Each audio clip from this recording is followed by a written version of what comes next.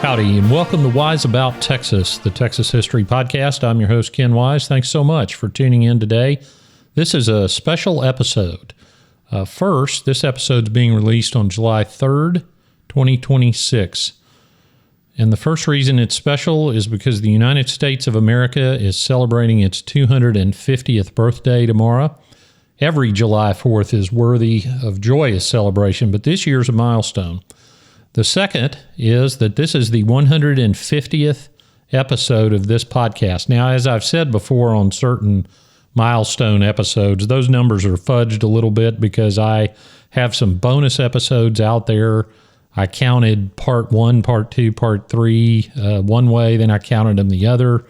There was no uniform numbering system through the almost 11 years of this podcast, but I'm calling this episode 150 because it's the 150th numbered episode. And never in my wildest dreams did I think I would ever be a podcast host, much less with a successful podcast. But it is all because of you. The people that listen to this podcast, you are the most loyal group of listeners I can imagine. Thank you for supporting this podcast for the past 11 years and hopefully many years into the future. Wise About Texas has been heard millions of times in 178 countries as of this morning, and Google tells me there are only 195 countries, so we've almost covered the entire world, and that's pretty amazing. So thank you for listening to this podcast, and again, I hope I can keep this going many years into the future. Texas is important. Yes, Texas wins all kinds of awards, the best place to do business, top 10 in economy in the world, those sorts of things. It's the largest growth state over and over. And all of that speaks to the fact that Texas is a very special place. But never forget that it's our history that shows us how we got here. If you love Texas, you must understand and respect our history because it is our history that built this place. And over, we see places, organizations, what have you, forget what got them to where they are. And that is when they start to forget those things, that's when you start to see the decline. That's not to say change is not important. Change is important. History is the study of change over time, as a matter of fact. That's one of my grad school professors described it that way, and I like that description of history. But the fundamentals don't really change. And change is not an end. Change is a means, and to change for change's sake is not good, not bad. It's just change. Too often today you hear people say, well, we're going to bring about change, but they don't tell you what the change is. Well, if you hear that, just disregard it because they're not saying anything to you. Change will happen. Some we should institute. Some will happen whether we want it to or not. But we always have to keep focus on what built the place that we love. So everything you love about Texas is because of everyone that came before us as Texans, and that is critically important. All right, so let's talk about the United States' 250th birthday. The United States, you often hear the term American experiment. I'm not in love with that term, but I understand what people are saying. They're saying America is an idea. Anybody can be an American. I like that a lot better. You can't go to Russia and be a Russian. You can't go to France and be a Frenchman. But anybody can come to America and be an American. A constitutional republic with an element of democracy. No nation in the world ever tried that before when our founding fathers tried it. And I dare say it's worked pretty darn well. Sovereignty's in the citizens. It's in the voting citizens.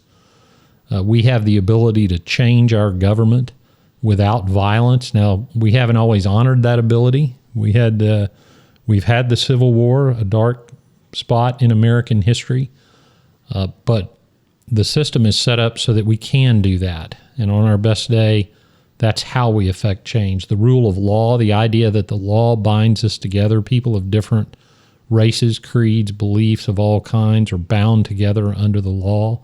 It doesn't matter how rich or poor you are. It doesn't matter how successful in your career you are. It doesn't matter if you hold the highest public office or none at all.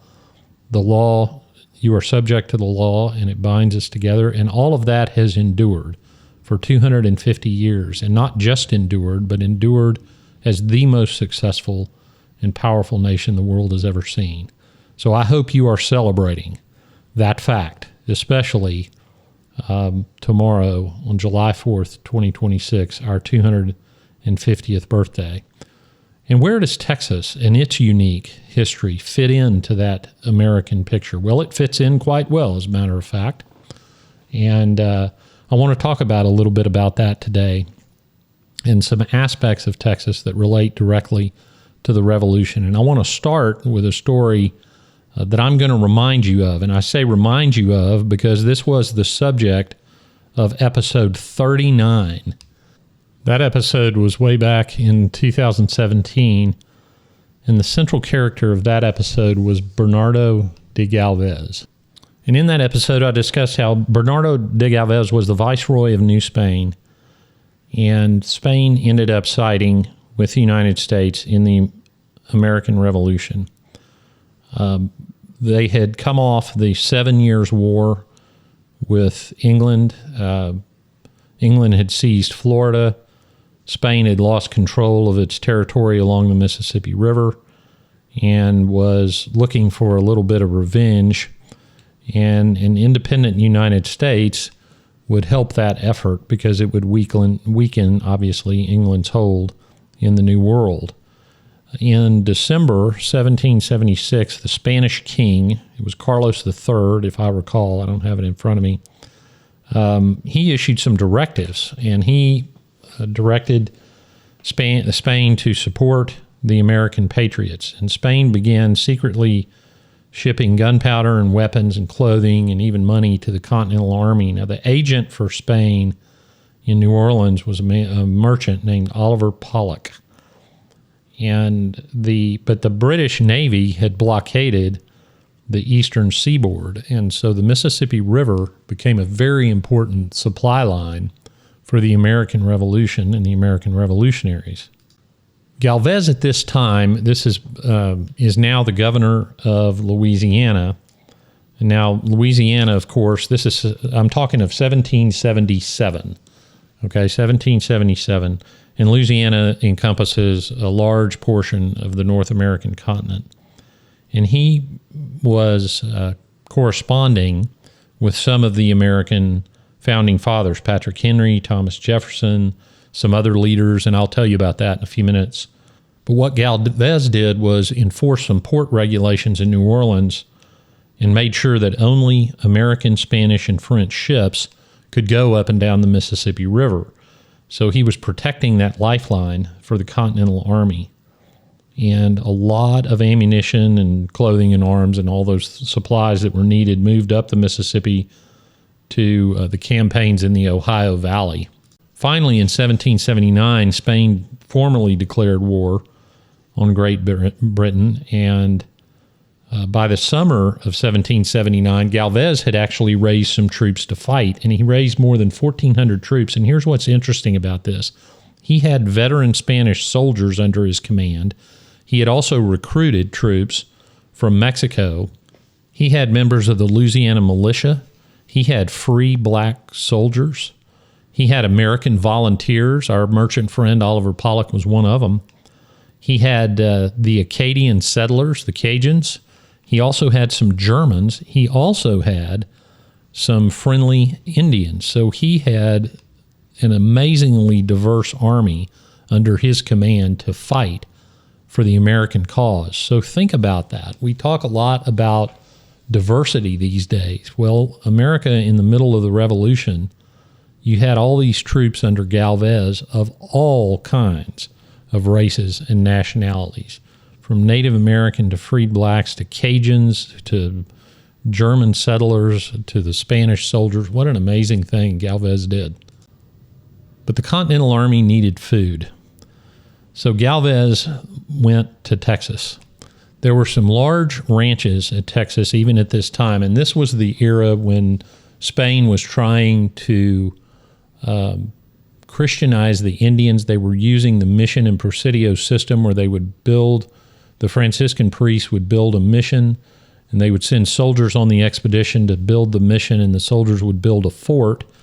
The priests, of course, wanted the fort kind of out of sight of the mission. The priests did. The soldiers wanted the fort right next to the mission so they could do their job of protecting them. And we all know the end of that story. That system did not end up working. But when the missions were up and running, they would raise cattle, and they would teach some of the Indians to take care of these cattle. And they were very large herds of cattle. There was one ranch near La Bahia, present-day Goliad, that was said to have over 40,000 head of cattle. I think that's possible. I don't know if it's probable, but it's possible. I guarantee you they didn't know where all of them were at any one time. But anyway, that was going on. Well, Galvez realized that food was needed, so he sends a letter to the governor of Texas. The governor of Texas at that time, we're in 1779 now, was Domingo Cabello y Robles. And he said, look, we need cattle from Texas over here in Louisiana. So in August 1779, this was the first drive. They assembled 2,000 head. They took them to Presidio La Bahia. They took them from there to Nacogdoches. And that road, actually, the La Bahia road, goes through present-day Brenham. On up to Nacogdoches, they crossed over into Opelousas, Louisiana, and the Tejano ranchers and their vaqueros were driving these cattle. But many of those vaqueros were actually Indians. So the first Texas cowboys were Indians. Soldiers went with them to protect them. Unfortunately, while they were on their way, the Comanches got to them. So that first drive did not reach a successful conclusion. Later, in the following year, in 1780, they raised a herd of a little over 1,000, and they made it. So they made it to Opelousas. And from that drive from 1779 to 1782, and this is from the Behar Archives in San Antonio, they estimate 10,000 to 15,000 head of Texas cattle were driven east to supply food for the Continental Army. There are some reports that Galvez heard about Washington at Valley Forge and arranged for beef to reach that far as well. Now, not all those cattle were sent to the Continental Army. Galvez used them to feed his army also. And he was active in 1779. He captured a fort in Louisiana. He forced the British to surrender Baton Rouge. That was also in 1779. He made it to Natchez, Mississippi, and secured the surrender of a fort there. In 1780, he attacked Mobile and secured Fort Charlotte. And in 1781, he lay siege to Pensacola with more than 7,000 men and captured that town, and that was the British capital of western Florida. That was 1781. And that was only about 5 months before Cornwallis was forced to surrender at Yorktown. So that was an incredible enterprise. The title of episode 39 was Texas Wins the American Revolution. So Texas did play an important role in that. And in fact, if you get into the Behar archives, there are some documents that estimate over 7,500 Spanish combatants serving in North America during the Revolutionary War, which would have included soldiers that were stationed in and drawn from Texas. And the descendants of those soldiers are eligible for membership in the Sons of the American Revolution or the Daughters of the American Revolution. So Texas played a significant role in winning United States independence. And by the way, Galvez was in Paris and personally participated in drafting the peace treaty that secured the creation of the United States of America.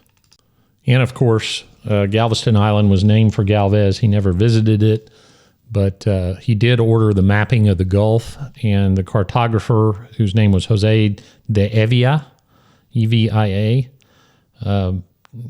he did the survey of the coast, and he chose to name the Great Bay Bahia de Galveston with a Z, and it was anglicized to Galveston. Well, time marched on. We had the Mexican Revolution, and then, of course, we had the Texas Revolution. And there were some American Revolution veterans that were part of the early Texas contingent. One named Alexander Hodge. He was a Pennsylvanian. He fought under Francis Marion, known as the Swamp Fox. And if you go and watch that Mel Gibson movie, The Patriot, that was based on that fighting in the Carolinas. And incidentally, I might mention that my four-great-grandfather, ancestor of my earliest Texas ancestor, was from Mecklenburg, North Carolina, and he was a gun maker and blacksmith during the American Revolution. His name was Isaac Price, and he founded the Mecklenburg School of gun making, and school in the sense that it was like an artist school, the Mecklenburg technique or the Mecklenburg design. And they made guns and swords and spurs and all that kind of stuff, including for Francis Marion, that Swamp Fox. So I feel a personal connection to all of that. Alexander Hodge was one of the old 300 and had a land grant on the Brazos. Another Revolutionary War veteran, Owen Shannon, he fought against the British when he was only 14 years old. He came to Texas in 1821, and he got a land grant in Montgomery County. And in another great coincidence of history, that earliest Texas ancestor, Isaac Price's grandson, James Price, settled in Montgomery and bought part of the Shannon land grant. And I'm afraid if I go on too long about this, I'm going to claim to have won the American Revolution. There was another Revolutionary War veteran, William Smethers. It's Smeathers. He was a West Virginian. He fought in several famous battles, the battles of Guilford Courthouse, the Battle of Kings Mountain, the Battle of Eutaw Springs. He came to Texas with Austin as well and helped build a fort on the Brazos. His grandsons would fight in the Texas Revolution. Many of the writings during the Texas Revolution reflected the American revolutionary ideals. One piece of correspondence, I can't remember exactly who wrote it, but he referred to the Texas revolutionaries as the Sons of Washington, meaning George Washington. Other correspondents will talk about the principles for which the American Revolution stood as being the same principles for the Texas Revolution, which is almost obvious when you examine all the writings and speeches of that time. The Declaration of Independence for Texas reads suspiciously almost identical to the American Declaration of Independence. So those men in the Texas Revolution were keenly aware of the American Revolution, some of them having fought there, and were definitely adopting that into the Texas cause. Well, let me say one thing I found out about Moses Austin that I hadn't known. He was born in Connecticut. We always talk about him as being from Missouri because that's where he came to Texas from. He was mining lead in Missouri, but he moved to Philadelphia in 1783. So during the American Revolution, he was in Philadelphia and had a dry goods store. He then went into the import business also in Philadelphia. So he was right in the hotbed of American independence during the Revolution. All right, I mentioned earlier some corresponding that Galvez had done with some of the American patriots. So let me tell you about a few of these. Galvez wrote, or Patrick Henry wrote to Galvez in January, two separate letters, January 1778. Patrick Henry was governor of Virginia at this time. The letter of the 14th talks about wanting Spain to loan, I don't know why I use the word loan, 150,000 pistols to support the war effort. The January 26th letter doesn't exist as far as we know, but it is referred to. Thomas Jefferson writes to Galvez and refers to that letter, so we know that the letter was there. In 1777, the Indian agent for the Continental Congress, a guy named George Morgan, he writes, he commanded a fort, Fort Pitt, in the West, and he sent a letter to Galvez offering to trade with Spain and requesting aid in case the Americans decided to attack Britain in Florida. And of course, and he received that aid. ammunition, arms, etc. And then, of course, Galvez would be the one to capture Pensacola later. One interesting part of this letter, Galvez writes, and I quote, "I will extend whatever assistance I can, but it must appear that I am ignorant of it all." So Galvez didn't want it out that Spain was supporting the American effort until, of course, Spain ended up declaring war on Britain.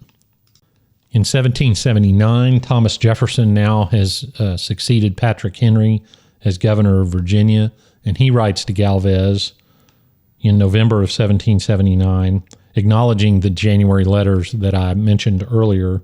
And he's asking for Galvez and Spain's help. He wants some loan forgiveness. He wants the Mississippi protected. And he asks for some money, an oddly specific amount, $65,814. And he says, just give it to Oliver Pollock in New Orleans to cover Virginia's war debts. By the way, I didn't say this earlier, but the Texas Revolution was also financed from New Orleans. So we owe New Orleans a debt. You can go to New Orleans and celebrate both the American and Texas Revolution. Jefferson writes to Galvez again in January of 1780. There was a courier that was supposed to carry some Galvez correspondence back to Jefferson, and he got killed. And so this January 1780 letter was Jefferson writing to Galvez saying, hey, anything you sent via this courier, his name was David Rogers. He was actually a colonel, and he got killed by Indians on his way back to Virginia. And so he was letting Galvez know that, and to, resend anything that you were going to send, and also everything that he was carrying, Spanish goods and stuff for the United States, had been stolen. So if he could just send some more. Well, what about letters from Galvez to Jefferson? Well, I found a couple. In July 1780, Galvez writes from New Orleans and is introducing a merchant from New Orleans to Jefferson, Louis Toutant Beauregard. And Beauregard was traveling to Virginia to try to collect some money because he had sent some goods to the Continental Army in what became Illinois. Galvez says Beauregard's for real, and, we're happy to help, but go ahead and pay him. In July of 1780, Galvez writes again to Jefferson, and this letter is a little more personal. He congratulates Jefferson on becoming governor. He hopes that the war ends soon with American victory, especially because France is now involved. But Galvez says, look, we've been fighting some Indians on our own, and we've extended a lot of credit to the U.S., so we're not going to be able to send you any money at this time. But he says it in such a way that it softened the blow a little bit. He ends the letter, and this is kind of interesting. I'll quote the English translation, and I'm curious how accurate this is. It says, quote, "I wish you to provide me with opportunities to show the total esteem with which I zealously desire to oblige you in every way in which it is within my power to do so." Then he says, "God, etc." So I guess that he just, after writing this long letter, he just couldn't finish the salutation. Anyway, interesting letter, unqualified support for the American cause. And it was shortly after that that Galvez went on the campaign and that we talked about earlier. There's also a letter in George Washington's papers, and this letter is from Galvez to the Count de Grasse, who is a French admiral. He was at the Battle of Chesapeake and at Yorktown. And what's interesting about this is that it's in George Washington's archives. So Washington was keenly aware of Galvez's assistance and involvement in the American Revolution. And the letter was in September 1781, which is the month of the Battle of Chesapeake, where the French fleet defeated the British Navy, which ended up sealing Cornwallis's fate at Yorktown. So with this letter in Washington's file, we can see how closely the French and the Spanish were working with the American revolutionaries. So the Texas did play a role in the American Revolution, and Bernardo de Galvez was a key piece of that puzzle. And so let me give you one more thing to think about on America's 250th birthday. And this is the result of the Battle of San Jacinto. So all that you know about Texas history, the Texas Revolution, the ideals of the American Revolution playing a role in the Texas Revolution, which culminated in the Battle of San Jacinto. Let me read you a portion of the inscription on the San Jacinto Monument. And here it is, quote, "Measured by its results, San Jacinto was one of the decisive battles of the world. The freedom of Texas from Mexico, won here, led to annexation and to the Mexican-American War, resulting in the acquisition by the United States of the states of Texas, New Mexico, Arizona, Nevada, California, Utah, and parts of Colorado, Wyoming, Kansas, and Oklahoma. Almost one-third of the present area of the American nation, nearly 1 million square miles of territory, changed sovereignty."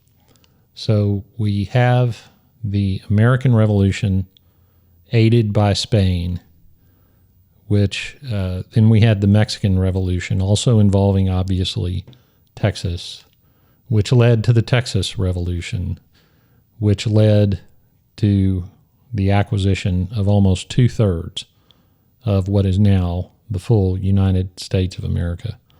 So Texas has always been there. And then, of course, Texas would join the United States in 1846. One of the things that Sam Houston did as that issue came to a head was suddenly change course and tell the American government, no, Texas doesn't really want to join the United States anymore. We're talking to England. And that kind of pushed it over the line.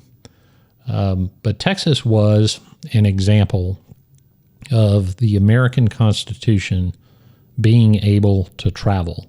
The far western part of the United States up to the Texas Revolution was really Chicago, Ohio, that area. That was considered pretty far west. But the idea that the Texians would rebel against the dictator Santa Anna came from the American Revolution, I should say the ideals. And those ideals, those American constitutional ideals, the natural rights that we all have expressed in the declarations of independence, those had all been successful against England, but would they be successful again? And sure enough, they were, and Texas was born. And that just shows you the greatness of what we call the American experiment. It has created the freest nation on earth. So tomorrow, July 4th, when you say your prayers, thank God for Texas and the United States of America. Well, that wraps it up for this episode of Wise About Texas. Thanks so much for listening today. Find us on Twitter and Instagram at Wise About Texas. If you want to support the preservation and promotion of Texas history, go to patreon.com/wiseabouttexas. And until next time, go out and do something for Texas today. And God bless Texas, and God bless the United States of America. Happy 250th. We'll see you down the road.